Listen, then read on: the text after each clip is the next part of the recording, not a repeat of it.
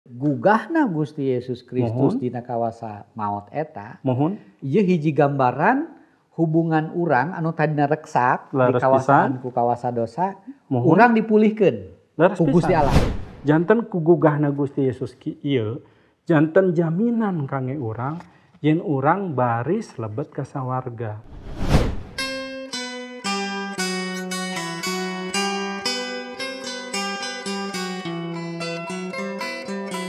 Sih kurnia nugraha Gusti nu mulia Rama Gusti nu ngaraksa alam dunia anu ngutus putrana lungsur ka dunia buruk rupiah kekuasaan mantenan kemuliaan nugrahana Kangjeng Putra ngajengkeun abdi sadaya waluya nu maparing hirup langgeng ka umatna nu berjanten jadi ahli waris surga tuh di luhur di puncak gunung Golgota Yesus Kristus jadi tumbalna dunia mantena anu nangga dosa urang sadaya ku kituna sanggakeun puji ka Gusti tuh di luhur di puncak gunung Golgota Yesus Kristus jadi tumbalna dunia mantena anu nangga dosa urang sadaya ku kituna sanggakeun puji ka Gusti. Gusti Yesus jadi tumbal umat manusia supados umat manusia kenging kahirupan anu langgeng. Sampurasun pamiarsa sadaya kumaha damang mugia pamiarsa aya dina berkah Gusti dipaparin kasehatan kakiatan salalawasna ku Gusti. Tepang deui sareng simkuring dina acara Gentra Kahuripan hiji acara bag-bagan karohanian anu nuyun urang-urang sadaya kana kahirupan anu ngamuliakeun Gusti. Pamiarsa dinten ieu Gentra Kahuripan bade mieling perkawis Paskah. Tah, naon hartosna Paskah? Ieu tuh Acuk Abdi, Kang Willy, Ibu Rita, Pak Adang, kedah nama Kang Willy teh di dieu. Oh gitu. Kunaon di dieu? Hideung teh gambaran kahirupan manusia anu pinuh ku dosa. Anu teu terang kana bebeneran, teu kawasa kana dosa. Ieu warna beureum teh getihna anu jadi tumbal tadi Gusti Yesus. Supados lebet kana kamuliaan kedah disucikeun. Tah engke tiasa lebet ka warna koneng, warna kamuliaan, ieu ge tibalik. Aya hartosna itu. Aya hartosna warna urang teh. Tah pamiarsa gugahna Gusti Yesus dina tinu maot ieu hiji kawasa anu mulia anu agung. Dugi ka urang-urang sadaya tiasa kenging lebet ka tempat sawarga di mana Gusti Allah linggih. Nah, dinten ieu naon sih hartosna Paskah kangge urang-urang sadaya langkung jero urang dangukeun wae saurna teh Ibu Rita bade naros cing Ibu Rita bade naros naon Kak Pak Adang anu janten narasumber urang dinten ieu. Sok mangga. Punten Pak abdi bade tumaros. Mangga. Sok seueur jami sok aya telur Paskah cenah kitu nya. Aya ngadamel aksesoris kanggo Paskah tapi anu saleresna Paskah teh naon kanggo kahirupan urang anu percantan ka Gusti. Mohon. Tangtos ieu hal anu sanes mangrupikeun hal anu enggal nya. Sateacana urang tiasa ninggal yen Paskah teh sanes mung aya ti wangkit kakarestenan aya malihan ti tebihna ge tos aya. Kapungkur di zaman sateacan Gusti Yesus sumping ke alam dunia ieu kirang langkung 2025 atau napi 2024 tahun nu kalangkung Paskah parantos dirayakeun. Janten tangtos ieu penting pisan hartos Paskah kumargi Paskah atos dirayakeun tos aya. Waktu harita Paskah dirayakeun ku urang-urang Israel anu budal ti Mesir. Waktu harita. Janten hiji pepeling kangge aranjeuna yen Gusti nulungan ti wangkit harita urang-urang Israel ngagaduhan kalender enggal nangtoskeun ritus-ritus atanapi upacara-upacara keagamaan, kegiatan-kegiatan keagamaan enggal. Kumargi kitu saparantos Paskah di Mesir harita salajengna Paskah terus diayakeun. Pikeun perayaan-perayaan Paskah dina zaman perjanjian lawas ngandung hartos yen Paskah sajati bari sumping. Tah tangtos anu ayeuna ditaros ku Burita nyaeta hartos Paskah anu ayeuna zaman kiwari zaman di mana urang ngarayakeun Paskah. Leres pisan Paskah teh sanes patali sareng kegiatan model ornamen kegiatan-kegiatanana sanes museur kadinya tapi kedah museur kana hartos Paskahna. Urang ulah kaicalan ku hartosna daripada urang museur kana kagiatanana milarian nogna sagala rupina eta mah budaya anu tiasa janten memang sanes budaya anu aya waktu sarita sanes tiasa janten leres-leres teh acan aya eta mah budaya anu salajengna ditambihkeun ku jalmi-jalmi utamina ke orang-orang Kristen di Eropa kangge ngareah-reah.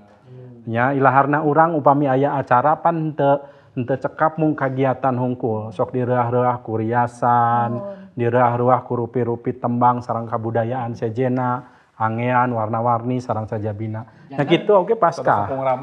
Mohon. Janten padang sanaos aya kagiatan-kagiatan sapertos kitu kangge ngareah-reah atanapi kangge ngemut panginten hartosna dina makna Paskah eta teu sawios kan teu lepat. Teu lepat eta mah hiji palengkep atanapi upami dina masakan mah bumbuna lah kitu supados karaos amisna, karaos asinna, uyahna katinggalna sedap sajabina nya gitu. Namung eta sanes hal nu utamina. Kumaha kitu urang dumasar kana pangandika Gusti heula, hayu urang tinggal heula dasarna nyaeta dina Rum. Kitab Rum genep ayatna anu kadua dugi ka 4. Mangga pilih bade ku pasam. Ayat 2, 3, 4 sareng ke ayat 8. Tangtu bae moal kitu. Kapan urang teh geus maot tina dosa? Piraku bisa keneh hirup dina dosa. Aranjeun ge terang yen waktu urang dibaptis supaya ngahiji jeung Kristus Yesus. Eta urang dibaptis teh supaya maot jeung anjeunna. Jadi ku eta baptisan teh urang geus dikubur jeung anjeunna, milu maot jeung anjeunna supaya sakumaha Kristus geus digugahkeun ku kakawasaan Rama anu mulya. Urang oge bisa nyorang hirup anu anyar. Ayat 8. Mohon. Sabab urang terang Kristus geus digugahkeun tina maot moal pupus deui. Maot moal kawasa deui ka anjeunna. Tah janten hartos Paskah kangge urang-urang dangetnya ayeuna nyaeta kawasa gugahna Gusti Yesus Kristus. Janten sanes nulian di mana Gusti Yesus Kristus ku jalan anjeunna gugah sekaligus dina waktu sarita oge ngawonkeun kawon maut, kawasa maut. Anu harita tangtos kawasa maut teh nyata aya dina genggeman si iblis. Ku gugahna Gusti Yesus Kristus eta kawasa teh kawon. Hartos Paskah nya eta jalmi-jalmi ngalangkungan gugahna Gusti Yesus. Kawasa gugahna Gusti Yesus ngabebaskeun jalmi tina sagala rereget dosa. Kumargi kitu dina ayat 2 disebutkeun tangtu bae moal kitu. Naon maksudna dina ayat 1 naha urang teh jalmi-jalmi anu tos dibebaskeun teh bade terus milampah dosa saudara teh. Tangtu wae henteu kitu. Kapan urang teh geus maot tina dosa, piraku bisa keneh hirup tina dosa. Tah jalmi-jalmi anu percanten ka Gusti Yesus ngalangkungan gugahna Gusti Yesus anu disebat Paskah, hartosna Paskah teh parantos liwat, parantos kalangkung, janten nu tadina jalmi-jalmi aya dina genggeman kawasa maot, ayeuna eta jalmi-jalmi dibebaskeun. Sakumaha Gusti Yesus ngawonkeun kawasa maot eta. Tapi kawasa maot ieu sanes kawasa maot secara jasmani hungkulnya. Duanana leres. Sacara jasmani oge sacara rohani eta nu paling ageungna. Margi upami maot saja secara jasmani mah eta kapastian. Nah, biasa ngabentenkeun ngajelaskeun maot secara jasmani, maot secara rohani. Mohon. Tah upami maot secara jasmani mah sakumaha urang ngantunkeun tina raga. Nyawa urang dipundut kuno kawasa tilar dunya, roh urang tiasa janten atanapi sukma urang ngantunkeun raga. Janten kantun cangkang, kantun raga urang, ieu mah dikurebkeun baris buruk saur Gusti anu tadina tinu taneuh baris UWD ka taneuh margi jalmi teh didamelna tinu taneuh. Bapak Adam didamel tinu taneuh waktu sarita. Janten sadaya umat manusia baris pasti ngalaman. Baris ngalaman. Maut jasmani. Muhun maut jasmani eta mah henteu milih beunghar, henteu milih ngora, henteu milih sehat. Namina maut henteu milih saha-saha. Pasti eta mah. Namun anu bahayanya eta maut nu kadua. Maut nu kaduanya eta maut rohani. Hartosna maut misah ti Gusti Allah. Kawit manusia waktu diciptakeun saur Gusti Allah, manusia sareng Gusti Allah teh tiasa sagulung sagalang. Manusia tiasa raket, upami ninggal dina kitab Kejadian urang tiasa ninggal dinten-dinten anu maneuh di mana Gusti nyumpingan manusia secara langsung dugikeun ka suanten lengkahna kadangu eta teh tangtos maneuh. Leres. Sateacan gubrag kana dosa. Tos gubrag kana dosa manusia teu tiasa deui. Maut rohani pisah hubungan sareng Gusti Allah. Eta nu ngabalukarkeun urang ilang laratan, kaicalan jujutan, urang teu ngartos saha Gusti, urang teu terang saha diri urang, sasama urang. Kumargi tebih sareng anu maha kawasa nu nyiptakeun urang. Tiasa teu maot secara rohani eta dipintonkeun ku sikap-sikap urang anu dikawasaan ku dosa. Leres pisan. Tadi dina ayat tadi disebatkeun naha urang teh jalmi-jalmi masih keneh tiasa dikungkung ku dosa, tiasa. Maot secara rohani oge masih keneh aya katinggal totondena atanapi indikasina upami ngangge bahasa Indonesia mah dina kahirupan urang sadidinten di mana urang masih keneh ngalajur nafsu. Urang masih keneh kacanakeun kana padamelan-padamelan anu teu leres. Gampang pisan mengpar tina bebeneran pangandika Gusti. Eta ciciren secara rohani urang masih keneh dikawasaan. Salami urang mibanda raga aya nyalindung dina raga urang teu acan leupas, teu acan maot secara jasmani, kakawasaan maot masih keneh. Aya sok sanaos kitu jalmi anu tos percanten ka Gusti Yesus mah disangemkeun di dieu urang mibanda kakiatan. Kangge henteu ngajalanan eta. Janten ieu sapertos pilihan. Urang anu tos percanten ka Gusti Yesus mah tiasa nyinglar dosa, nyinglar kawasa poek. Ayeuna tiasa margi urang dipasihan kawasa. Ku Gusti, ku gugahna Gusti Yesus kenging tina maot nya ngawonkeun maot, urang oge mibanda kakiatan anu sami. Kumargi kitu sok sanaos urang gubrag kana dosa, salaresna urang tiasa milih kangge henteu dosa. Nah, anda patarosan abdi nu salajengna. Mohon. Puntanya di stresskeun ku abdi. Upami kitu tiasa teu disebatkeun gugahna Gusti Yesus Kristus dina kawasa maot eta. Ieu hiji gambaran hubungan urang anu tadina reksak di kawasaan ku kawasa dosa, urang dipulihkeun ku Gusti Allah. Leres pisan. Hayu geura sebat kitu kan nya. Mohon leres pisan. Urang tinggal dina Yahya 10 ayat 10. Yohanes 10 ayat 10. Nyuhunkeun pawili ngawaskeun nya. Mangga Yohanes 10 ayat nu ka 10. Ayat 10. Bangsat datangna ngan arek maling, ngaroga hala jeung ngabinasa. Ari kami mah malar supaya umat harirup sarta carukup. Tah, eta nu kahiji janten satea acan urang ningal ka eta ningal deui nu kadua nyaeta dina Kolose 1 ayat 20 dugi ka 22. Kolose 1 ayat 20 dugi ka 22. Mohon. Seug eta putrana teh dianggo jalan supaya sakur nu aya di satung kebing langit jeung di satangkaraking jagat mulang deui kana cepengan mantena. Nya ku putrana anu nepi ka pupus lantaran disalib, sakumna nu aya di bumi jeung di sawarga bisa diangkeun hade deui ku Allah. Dulur-dulur teh asalna mah jauh ti Allah. Musuh mantena lantaran jahat kalakuan jeung pipikiran. Tapi ku ajal putrana ayeuna dulur-dulur ku Allah teh diangken. Rek dicandak ka payuneunana dina kaayaan geus suci murni taya kuciwa. Tah, saya pisan sanes.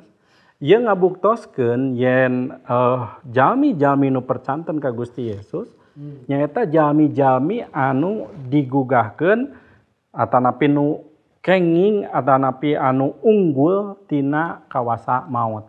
Nyaeta kawasa dosa. Di dieu jelas pisan atra pisan, eces pisan ka urang, seug eta putrana teh dianggo jalan supaya sakur nu aya di satung kebing langit jeung di satangkaraking jagat mulang deui kana cepengan mantena. Kunaon? Nya ku putrana kawitna cenah urang teh tebih ti Allah. Malihan disangemkeun di dieu urang teh kulantaran jahat kalakuan jeung pipikiran janten musuhna Allah. Tah, salajengna urang dipulihkeun, hubungan urang diuihkeun. Diwangkit Gusti Yesus gugah ngawonkeun kawasa maut, diwangkit harita urang tiasa oge ngiring gugah sareng anjeunna sacara rohani. Gusti henteu tebih deui ti urang, ti jalmi-jalmi anu percanten, tapi Gusti tos aya dina manah urang tiasa cumarios iraha wae, tiasa nyumpingan ka Gusti di mana wae, sareng saha wae, teu aya watesna margi Roh Suci. Ngalangkungan Roh Suci nu aya dina diri urang. Mangsa urang nampi Gusti Yesus salaku Gusti sareng juru salamet, kumargi parantos kenging ngawonkeun kawasa poek, lajeng urang diangkeun putrana, lajeng urang dilinggihan Roh Suci. Ku karana Roh Suci eta urang janten suci. Hartos gareja dina keyakinan Kristen eta teh organisme, hartosna makhluk hirup. Sanes organisasi, atanapi sanes bangunan gitu, sanes acara, sanes liturgi, sanes. Hartos gereja teh eta jalmi, organismena. Kumargi kitu upami urang kempel samodel kieu ngobrol perkawis Gusti, ieu teh tos disebut gereja, para gereja, atanapi bahasa dengan nama para church gitu. Tiasa we sebat tukang beca upami penumpangna misalnya putra Gusti ngobrol perkawis Gusti tiasa oge leres. Margi gereja teh jalmina. Mohon. Mangsa jalmi eta percanten ka Gusti Yesus langsung ngaitkeun deui numutkeun Kolose tadi sareng Gusti Allah. Mangsa harita urang tos langsung tiasa cumarios sareng Gusti Allah. Padang janten upami urang ningal. Mohon. Dina kajantenan ieu nya sapertos warna misalnya. Mohon. Warna bodas teh suci, koneng teh warna kemuliaan di mana dina kitab Wahyu kan emas teh nya kemuliaan teh tempatna Gusti Allah. Berarti ku kawasa gugahna Gusti Yesus Kristus dina maot ieu, urang tiasa disucikeun, tiasa lebet akses leres pisan.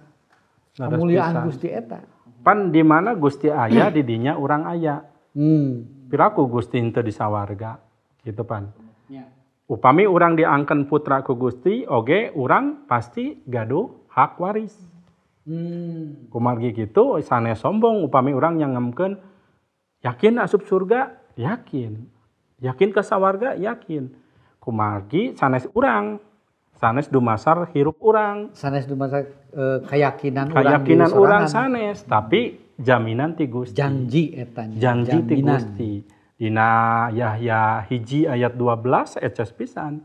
Sing saha wae anu percanten ka mantena diangken janten putra-putra Allah. Upami Allah lama urang pasti ahli warisna atuh. Piraku urang gak kagungan murang kalih, urang aya di rorompok murang kalih matos we diburuan. Penteu teu kitu, murang kalih sakumaha urang nganikmatan naon anu ku urang dipibanda. Kamuliaan, kakawasaan, kasehatan, sajabina. Naon anu dipibanda ku Gusti Allah oge eta janten bagian urang engke. Nu dilambangkeun ku warna emas, ku hal-hal anu kaajen, nu ajenna ka luhur, luhung. Tah eta anu janten gambaran janji Gusti. Eta tos didanget ayeuna ge tos karaos. Upami kitu tiasa teu gugahna Gusti Yesus ieu Muhun. Ieu hiji buah dina pangharepan putra-putra Gusti atanapi pangharepan manusia anu ngantos hoyong lebet ka kaayaan kamuliaan Gusti. Leres pisan. Margi teu aya jalan sejen. Dina rasul-rasul disangemkeun moal aya jalmi anu tiasa salamet kajabi ku nami Gusti Yesus. Gusti Yesus oge nyangemkeun kami jalanna. Kami kayaktian jeung hirup moal aya anu bisa datang ka Rama lamun lain ku jalan kami. Janten ku gugahna Gusti Yesus ieu janten jaminan kangge urang yen urang baris lebet ka sawarga. Ieu buah pangharepan kangge urang sadaya. Kangge anu percanten. Terus pisan tah mode. Kang Willy saurna bade naros oge, bade ayeuna bade engke. Nya ayeuna we. Mangga Kang Manawi. Ngopingkeun tadinya upami tos disareskeun ku Pak Samsudin. Eta mah makna Paskah kanggo umat manusia Leres anu pisan. Abi penasaran upami kanggo pihak iblis kumaha ieu teh makna Paskah. Soalnya dina sajarah kahirupan umat manusia iblis turut campur teras. Leres pisan. Tingawitan manusia diciptakeun nyanak gebis. Mohon. Aya dua hartos kangge iblis. Hayu urang tinggal heula dina Kolose hiji ayat 13 sareng 14. Kieu dawuhan Gusti, urang kumantena geus dijait tina genggeman kawasa poek. Salamet dicandak ka karajaan putrana kaasih. Anu geus ngabebaskeun urang, tegesna ngahampura dosa-dosa urang. Tah. Salajengna aya hiji deui ayat 15na. Ayat 15na Kristus teh wujudna Allah nu teu katingal. Anjeunna unggul ti sakabeh makhluk jadi putra cikal. Tah, janten urang kumantena geus dijait tina genggeman kawasa poek salamet dicandak ka karajaan putrana kaasih. Nu kahiji kangge iblis kakawasaana kawon. Genggeman kawasa poek. Tadina kangge iblis teh hiji kadigjayaan, hiji kahebatan, hiji hal anu tiasa janten hal nu diagungkeun, diagulkeun ku iblis yen tiasa nyanak manusia kana kawasa poek. Salami sanes sadinten dua dinten ribuan tahun ti saprak bubragna Bapa Adam, kalebet Bapa Adam nyalira dugi ka wangkit engke Gusti sumping kali kadua. Eta kakawasaan sapinuhna utamina sata acan Gusti sumping kali kaduanya eta sata acan sumping di 2024 tahun kapengker kirang langkung sapinuhna kakawasaan jalma aya dina genggeman iblis. Tah eta kahiji kawon. Nya kawon, iblis kawon di dinya kakawasaanan teu ieu deui. Ayat anu ka-15na sakali deui Kang Willy. Kristus teh wujudna Allah nu teu katingal. Anjeunna unggul ti sakabeh makhluk jadi putra cikal. Anjeunna wujudna Allah nu teu katinggal. Allah teu katinggal, sanes teu katinggal teu aya, tapi teu tiasa ditinggal malaki maha suci. Sakura anu ninggal anjeunna pasti musnah, pasti teu aya. tapi Gusti Yesus janten supados urang tiasa ninggal Gusti Yesus. Anjeunna unggul ti sagala makhluk. Hartosna naon? Kange iblis tadi kawon, ayeuna Gusti Yesus unggul. Upami unggul hartosna naon? Anjeunna teu walakaya, hiji deui. Buktos urang terang dina Efesus Gusti nyangemkeun yen urang kedah ngange kalengkepan sanjata rohani. Ngange balakutak, ngange totopong, ngange pedang roh sareng sajabina dina Efesus. Nyangemkeun naon eta teh? Hiji kaayaan yen iblis teh sok sanaos tos dikawonkeun, tapi henteu sagemlengna kakuatan kawasa iblis teh dicabut. Masih keneh tiasa ngaganggu, masih keneh tiasa ngagoda jalmi-jalmi. Kumargi kitu urang kedah dilengkepan ku kakawasaan rohani supaya tiasa ngalawan. Margi saurna perjuangan urang sanes ngalawan pamarentah, kawasa-kawasa, tapi ngalawan kawasa poek. Sanes pamarentah anu aya di dunia ieu sapertos presiden, raja, sanes. Tapi kawasa poek nya eta kawasa iblis. Aya keneh sok sanaos Gusti Yesus tos kenging. Tapi iblis masih barang damel. Sok sanaos barang damelna henteu pul, henteu pinuh, anu tadina unggul, henteu agul. Kumaha kitu ulah sieun. Sareng saur kitab Yakobus lawan iblis. Bakalan lumpat ti aranjeun. Janten urang gaduh kawantun. Sapertos kitu. Janten posisi iblis kahiji kawon ku sumpingna Gusti Yesus teu gaduh kawasa deui. Nu kadua nyaeta urang oge tiasa ngalawan ka iblis. Anu katilu iblis dina kaayaan ayeuna upami gampilna mah meureun satengah hirup satengah paeh gitunya. Margi saur pangandika Gusti mastakana parantos diremukeun. Lambang kakuatanna tos teu aya. Kantun badan sareng buntutna. Kang Adang, anu tiasa dilakukeun ku urang salaku putra-putra Gusti anu tos kagungan kawasa eta, tapi kan tetep bihtina gangguan godaan iblis kan. Kumaha tah? Waktos Gusti Yesus gugah jalmi-jalmi di dinya bariekeun rariweuh. Hiji kajantenan anu tagiwur kitu nya. Urang ulah tagiwur. Margi urang mah gugahna Gusti Yesus teh kange mintonkeun kaunggulan. Anu kadua urang tiasa ninggal seueur buktos yen Gusti Yesus teh leres-leres gugah. Salah sawios buktos nu kedah dicepeng nyaeta dina Yohanes 10 ayat 17 sareng 18.